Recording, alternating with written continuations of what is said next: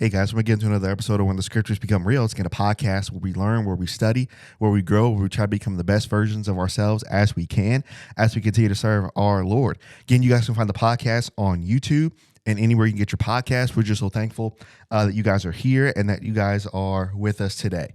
Okay, before we get started with this podcast today, which I'm extremely excited about, today's a Saturday, okay? So I don't think I've ever recorded on a Saturday, and I don't think I've ever released on a Saturday. But here's two reasons why we got to do this today, just before we get into what we're talking about.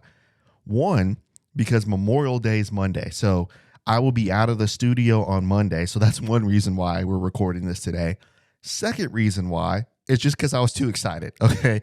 I was too excited. I couldn't wait till Monday. I couldn't wait till Tuesday. I was like, man, let's just do it. Let's do it right now. I'm too excited to go through this. And I just want to let you guys know before we get into this podcast, from the last one that we did with Boaz and Ruth part 1, the feedback that I've gotten from that podcast has just been unbelievable. I mean, guys, I say this all the time at the beginning of the podcast and at the end of it. I always say that we want you guys to reach out and we want you guys to be a part of the community and the family that we have here when the scriptures become real. And you guys are doing that. And it's so amazing. And if you haven't reached out, reach out. It's amazing just to hear people's stories. You know, man, I came across your podcast. I love it. I love talking about this. Here's my story. I love hearing that stuff. And just to be a part of something like that, it's just an amazing thing. So from not only just from last podcast, but the podcast before, all of them before, you guys have done this with me through this whole journey, through this podcast, and we're doing this for you guys. Obviously, we're doing it for God's glory, but we really want you guys to feel a part of something. And so continue to reach out, continue to just give notes of encouragement, you know, a comfortable, safe place to talk, to reach out about things. This is just great. So I really appreciate the environment that you guys are helping us build here. So thank you guys. It's been great. So this is why I get so excited about these podcasts, because of the material, but then also from the feedback that we're going to get from you guys. So that's why I'm so excited about this. Okay. So if you haven't noticed, we're actually starting a series here. So we kind of did a prequel one and then we did a part 1. So we're doing a Boaz and Ruth series. And so today is actually a part 2. So go back and listen to part 1 and go back and listen to the prequel if you would like to. But if you do, you get a little bit of a context of what we're studying here through the book of Ruth. So part one was the environment, okay? Part 1 was the environment, and we looked kind of how dark things had gotten for Naomi and her family, and then also we see and we're introduced to Ruth, right? And now we're going to look at Boaz and Ruth part 2, and we're going to title this one, The Emotion. First was the environment. Now part 2 is the emotion. Now, as we look at this, before we can even get to what Boaz and Ruth will be later, we really have to let the Bible build up, you know, what's happening here. So I think this podcast today, obviously the first one, based off of the comments and things that you guys are reaching out with me about, obviously everybody could relate to the last one. But if you could relate to the last one, you're really going to be able to relate to this one. I promise you. I mean, I could. And so I know you can relate to this one. So this is going to be an emotional chapter. There's a lot of things that's going to happen that, as we're going to see.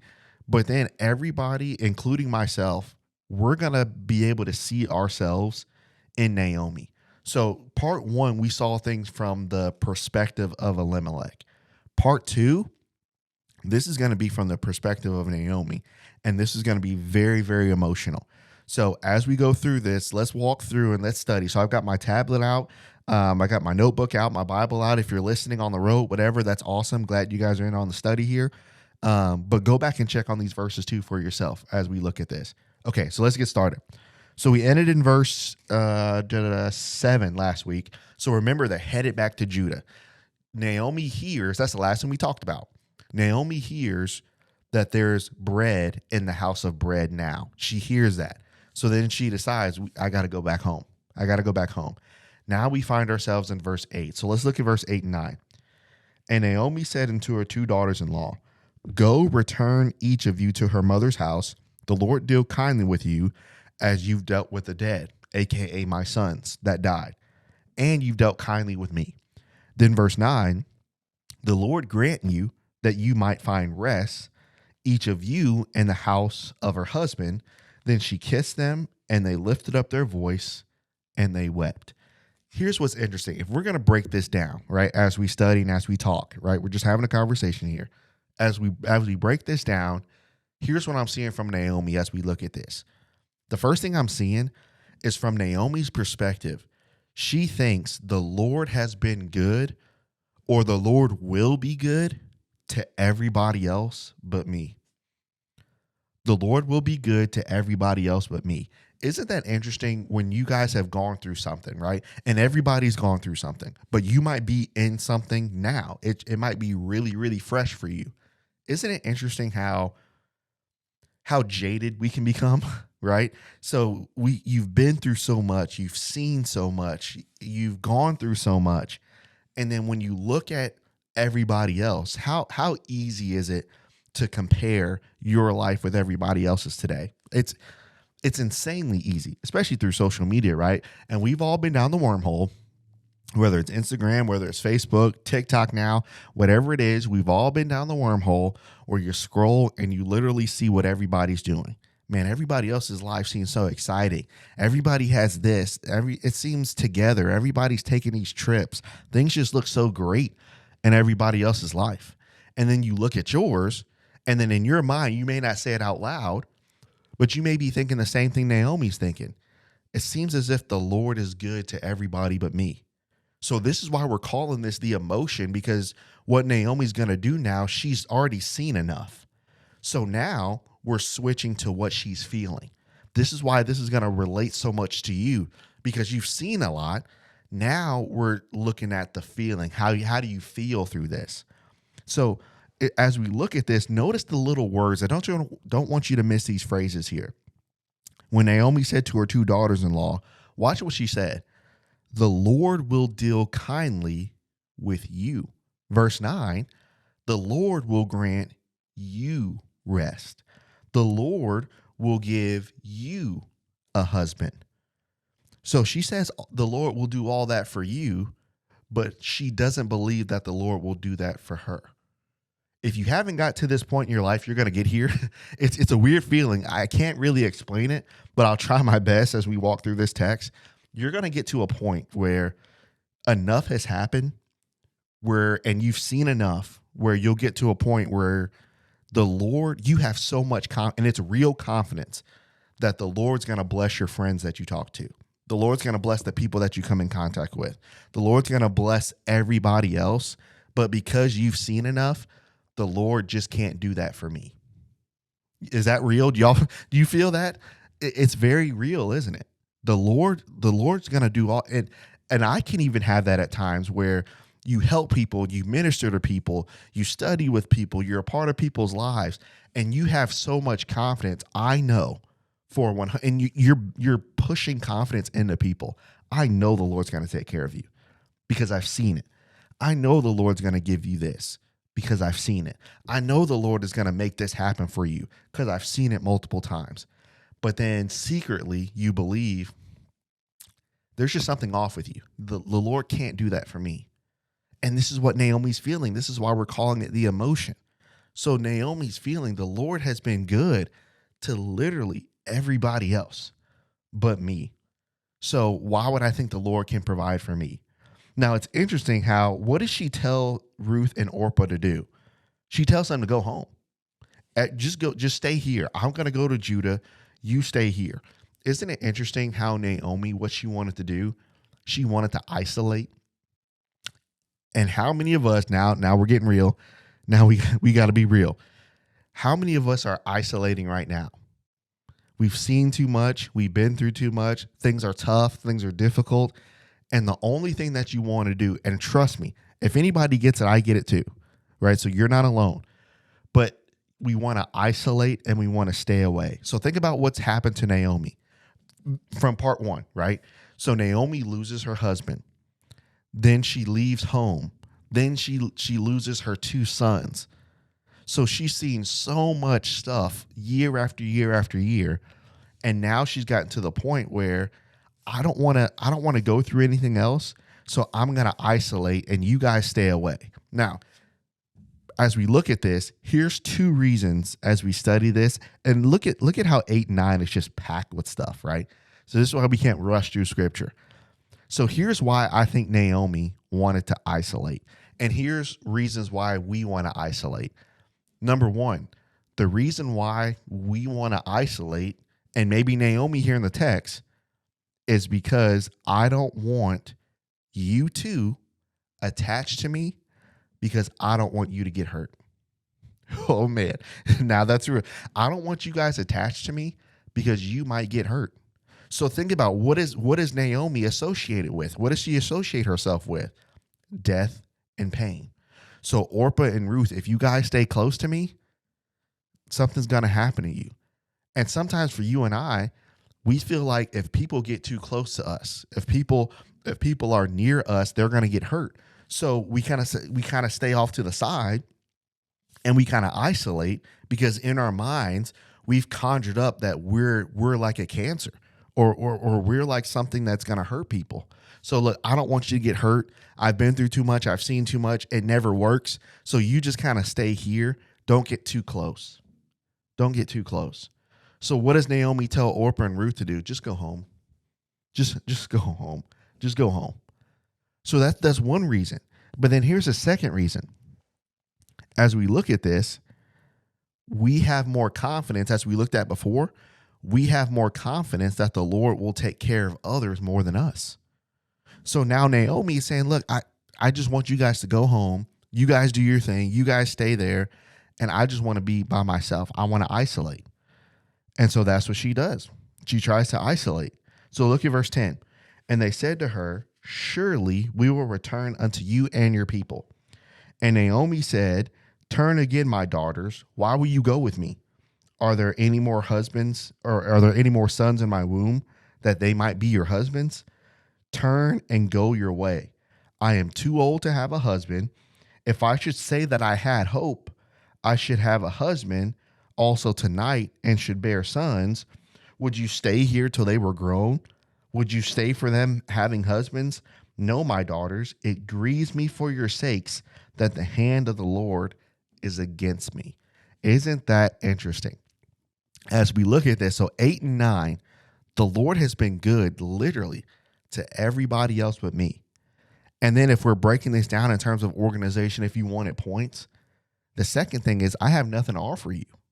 So now think about the position, think about the emotion that Naomi's feeling. I'm all alone. And if the Lord does care about somebody, he cares about others, not me, because that's what I've conjured up in my mind because I can see what's happening with everybody else and I see what's happened with me up to this point. So the Lord cares about everybody else but me. Then I have nothing to offer you. Isn't that interesting how we get to that point and then we tell people that want to help, that want to stay, that care about us, that are concerned about us, that want to be a part of our lives? Isn't it interesting that we tell them the same stuff? I don't want you guys to miss this because it's so easy to miss it. When you go through pain, when you go through trial, when you go through difficulty, it's very easy to conjure up in your mind why you need to be by yourself solo on the side. It's so easy to conjure up reasons. And so now Naomi says, not only am I alone, but I don't have anything to offer you. So you see what she's doing? Now this is all emotion talking. This is all emotion talking. So what she's doing, she's building up a case. Naomi is building up a case of why nobody needs to be near me. Real quick, let's stop right there. Up to this point in your life of what you've seen, what you're currently going through and what you've been through, have you built up a case in your mind that number one, the Lord loves everybody else but you? And then number two, even if somebody can come close to you, there's a good person that you know right now. There's a good friend that you know right now. There's good families that you know right now. There's a good church family that you know right now. And you meet these people that come into your life, but for some reason you've conjured up in your mind, I'm not good enough. And even if I was good enough, there's nothing I could offer you. Look at what Naomi said. She said, I'm too old to have a husband. And then she said, what are you guys going to do? Even if I could have more sons, you got to wait for those sons to grow up. So you see the emotion. She's talking through emotion. So now what she's doing, she's going to the extreme. And so now that's what we tell people. Look, even if you could come close to me, there's nothing I could offer you. I'm not good enough. I'll never be good enough for you. So then if we say stuff like that, one of two things is going to happen to us. You're going to stay in a state of isolation from people. And then number two, what you're going to do, if you don't isolate, you're going to settle.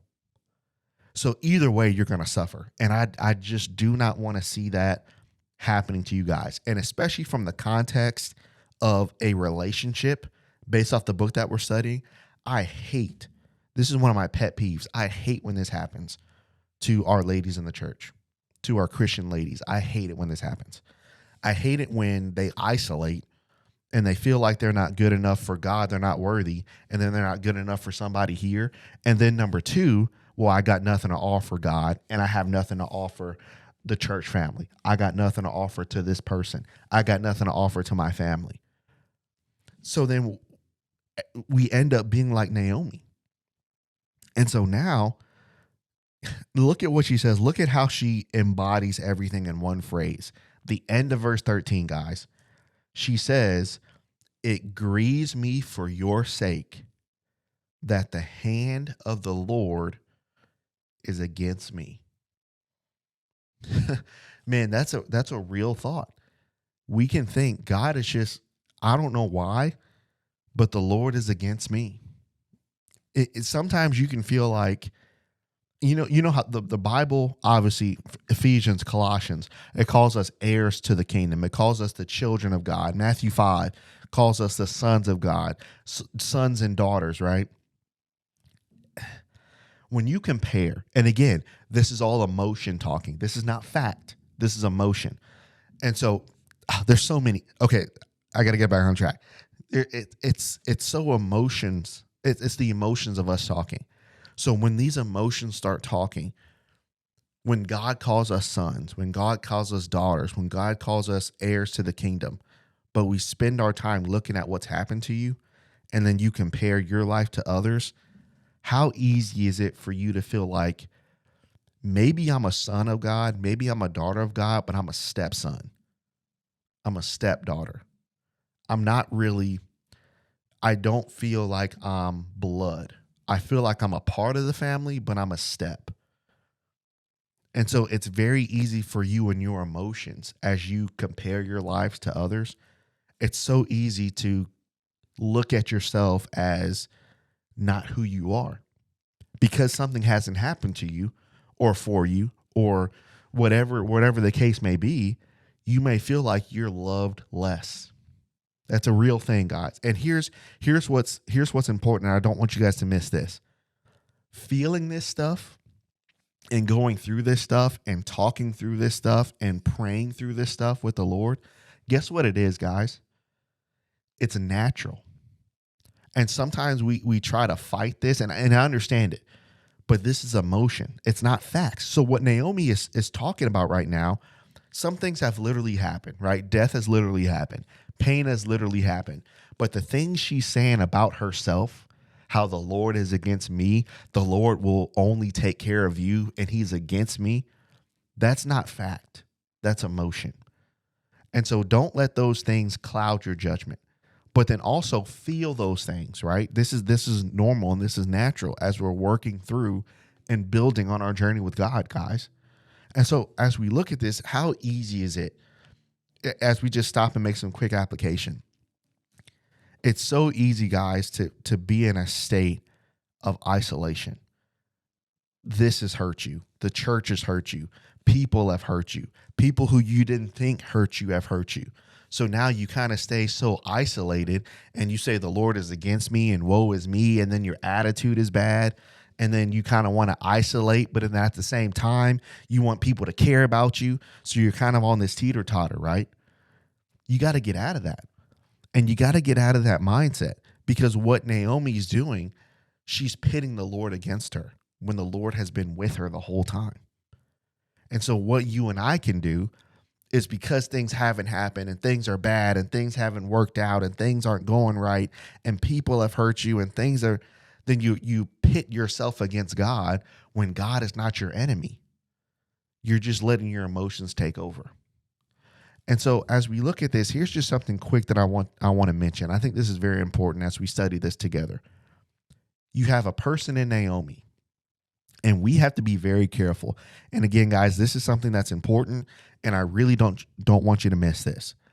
When you have somebody like Naomi, when they're in a position in their life where they're comparing, and then they have high emotion on top of them comparing their lives to others, what we tend to do, we tend to say the right thing at the wrong time.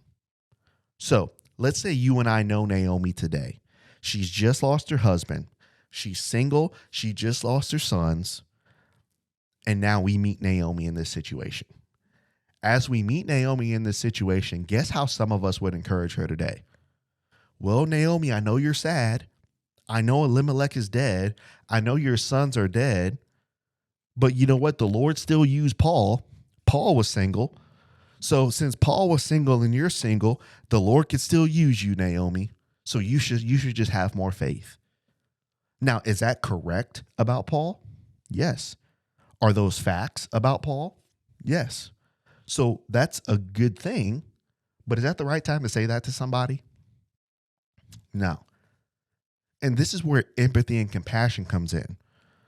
So then those that are single out there, you pray for a mate, you desire that. But then those that are married, yeah, Paul was single, so you'll be fine. Oh yeah, you can still do a bunch of stuff. That's fine. Is that true? Yes, it's true. Can they still do that? Absolutely they can. But is that the right time to tell somebody that what they want and their desire is just invalid? You see how easy it is just to push people aside like that? What we got to do, we got to be careful when somebody has high emotion, plus they're comparing their life, we got to be careful how we encourage them. Because if we say the right thing at the wrong time, it's the wrong thing to say. So we got to be careful. Build each other up daily.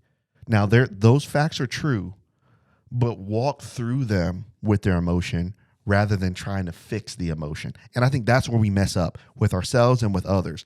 Instead of walking with people through their emotion, well, let me just throw a verse at you so you can be fixed. Let me just throw a fact at you so you can be fixed.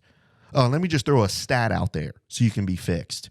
Well, let me just throw another example of another person out there just like you so you can be fixed and stop feeling that emotion. We can't do that. We got to be careful. We got to be careful. So this is why encouragement is so important. So now we're going to see this from Ruth's perspective, how she encourages Naomi in this situation. So as we build this up through the text, we can get to our minds, man, the Lord's been good to everybody but me. And then as we keep going, as we read in verse 10 through 15, even if you could get close to me, I really don't have anything to offer you. Real quick, before we go on to the third thing, that second point, I have nothing to offer you. As a minister, if I had $1 for every time I've heard I have nothing to offer, it's sad that I would be a rich man. A lot of us, I don't know how to explain it fully, but I feel like there's this with Christians today, there is this silent undertone of not being enough. Whether that's from your own house, whether that's from the people that you've dated, whether that's from your workplace, whether that's from your relationship that you have with God directly, there's these undertones in everything that we do. It feels like you'll never be enough because maybe you've literally had people tell you you will never be enough. Anything you could do, there's always more you could have done.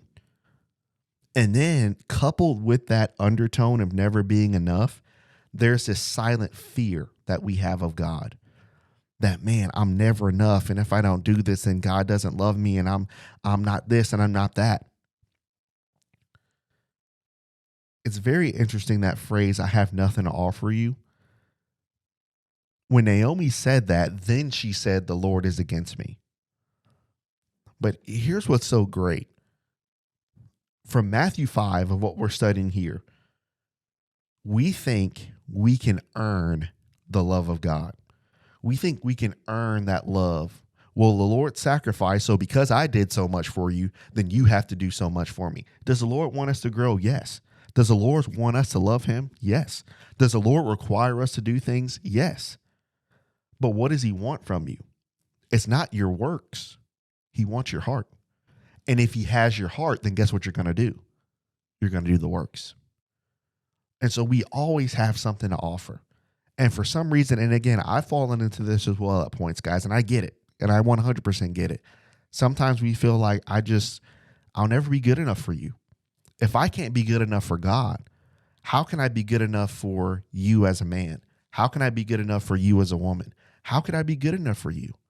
So then what we'll do is these people, these friends, these families, these churches, they'll come into our lives. And what's so scary about this is that when these people come into our lives to help us, to be there for us, to encourage us, to walk with us, to be a part of our lives, it's so sad that we will push them away. And just like Naomi said to Orpah and Ruth, because we're so hurt, we'll tell people to go. Just go home. But what if the Lord sent him? What if the Lord sent her? What if the Lord sent them to help you? But because we're so jaded, and because we're so bitter, and because we've been hurt, and because we've seen too much, and because we've been through so much, that in order to avoid that, I don't even want you getting close to me.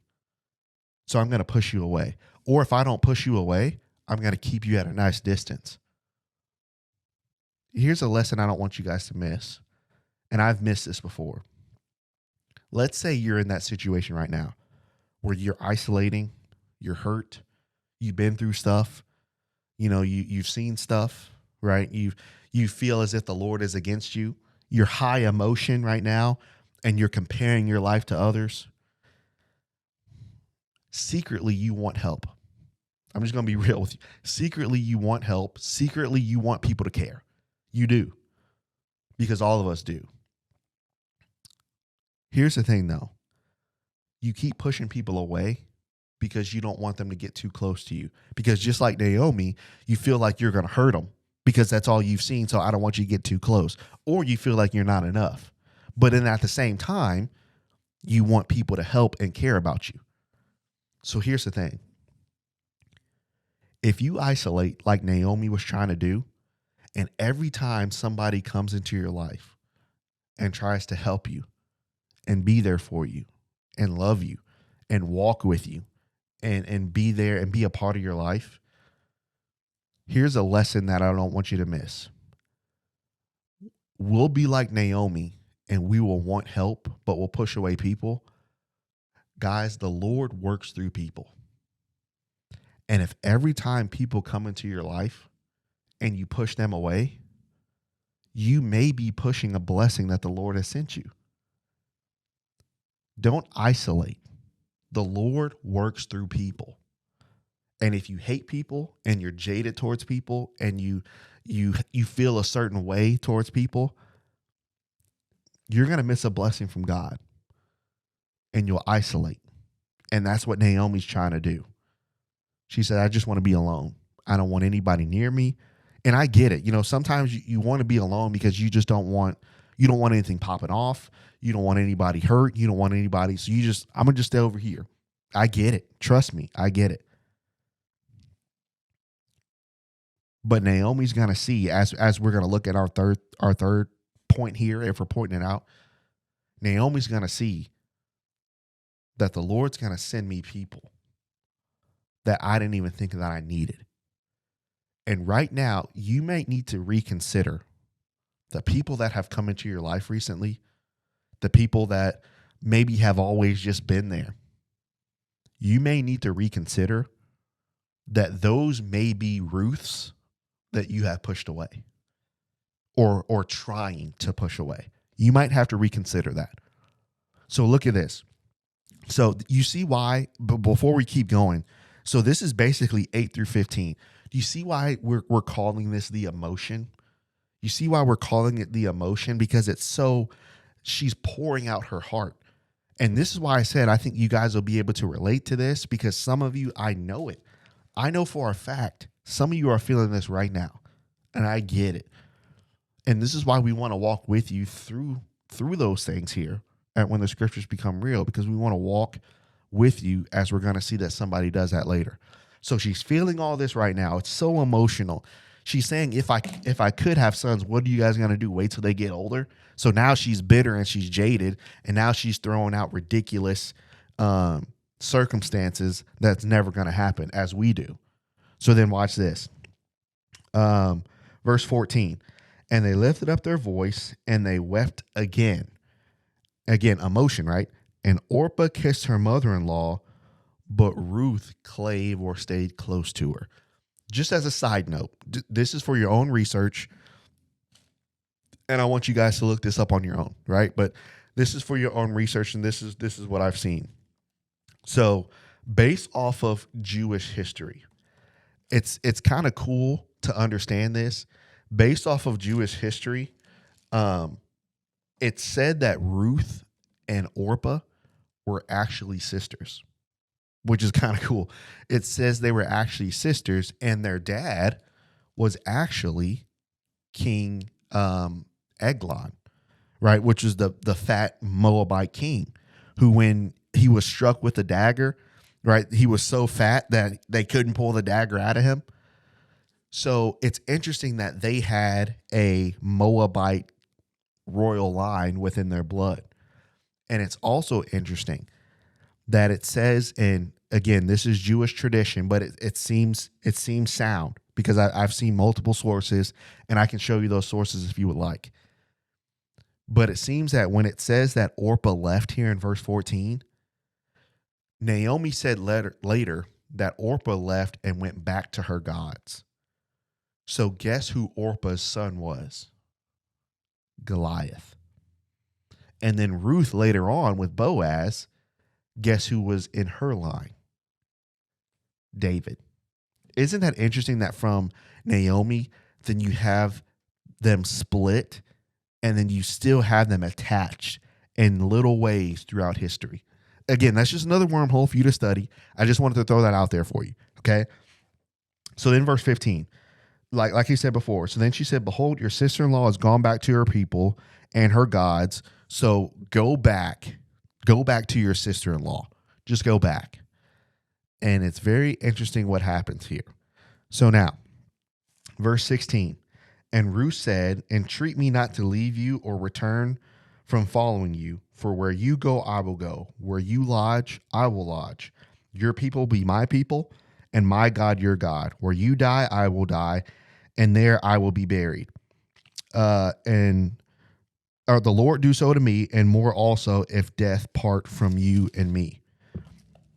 And when she saw that she was steadfastly minded to go with her, she left speaking unto her. Now, before we end the chapter, I want to read this from the Targum. Now, it's kind of interesting what the Targum is. The Targum is basically a Hebrew translation of the Jewish, right? So it's interesting that in the Targum, it actually gives Naomi's response back to Ruth. So basically here in Ruth chapter 2, verses 16 through 18, Ruth just said, I won't leave, right? I'll lodge where you lodge. I'll die with you. But it's interesting how in the Targum it gives Naomi's response. So I want you to listen to this from what the Targum says. It's so cool. It's pretty interesting. Okay, so look at this. So from chapter 1, look at how Naomi responds to Ruth. Okay, so she says to return and go to your people. Now watch what he says here. Do not ask me to leave you or turn from you, for I desire to be a proselyte. And Naomi said, well, we're commanded to keep the Sabbath and the holidays, not to walk more than 2,000 cubits. And Ruth said, wherever you go, I will go. But Naomi said back, we're commanded not to spend the night together with non-Jews. And Ruth said, wherever you lodge, I will lodge. Naomi responds and says, well, we're commanded to keep 613 commandments. And Ruth said, what your people keep, I will keep, as though they had been my people before. Then Naomi said, we're not commanded to worship idolatry. And Ruth said, your God is my God. Naomi said, we have 4 methods of capital punishment for the guilty. There's stoning, there's burning with fire, there's death by sword, there's hanging on the gallows. And Ruth said, whatever death you are subject to when we go back, I will be subject to the same. Naomi says, we have 2 cemeteries. And Ruth says, there, I'll be buried with you. Do not continue. This is what Ruth said. Do not continue to speak any further. May the Lord do to me and even more if death will separate me from you. And then Naomi responds from the Targum. And when she insisted on going with her, she stopped talking. Isn't that this? That's why I want to close it this way with that version. The emotion. So look at what Naomi has been doing basically from verse 8 all the way down. What Naomi has been doing was building a case why the Lord's against her, and she's building a case of why nobody should be next to her, why nobody should ever want her, why nobody should want me, why nobody should want to be a part of my people, why nobody should want to be around me. How many of you right now are doing the exact same thing? The Lord is against me, and these are the reasons why you, young man, young woman, this is why you shouldn't want me either. Family, this is why you shouldn't want me. The church, this is why you shouldn't want me either. Here's the third thing that I'm seeing. When we feel those emotions, we need somebody, just like Ruth, that's going to say, I'm not going anywhere. That's different. That's different. That's different. She's different, man. Okay. Just for the fellas here, just as a wormhole, this is different. Okay. Number 1, this is different. But then number 2, she's not everywhere. This is real. Okay. Notice how the Targum read. Everything Naomi said to convince her to leave, all the stuff we got to do if you come back with me. And these are our laws of my people. You could die if you come back with me.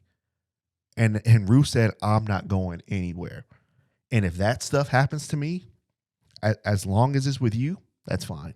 That's different, man. That's not normal.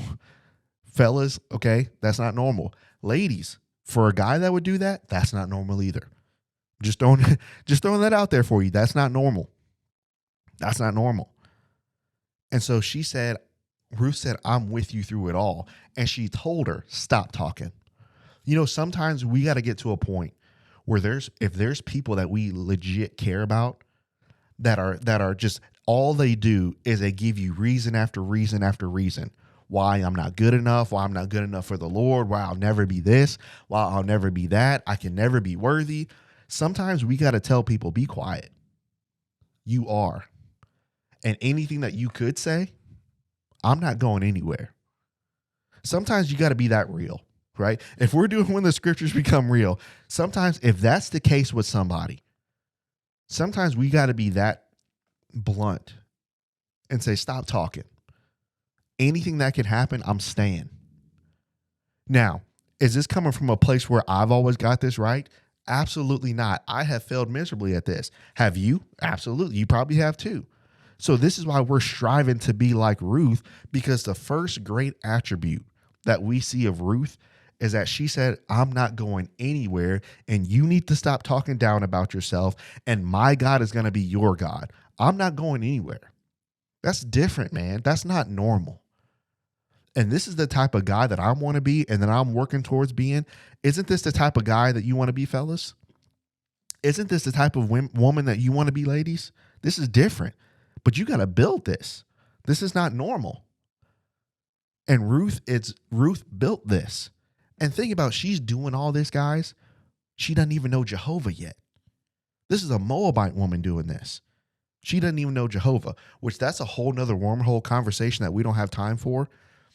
But sometimes we think, well, there's nobody else outside, a Christian, somebody that's a non-Christian. They couldn't do that. They couldn't be kind. They couldn't do all that. Yeah, they could.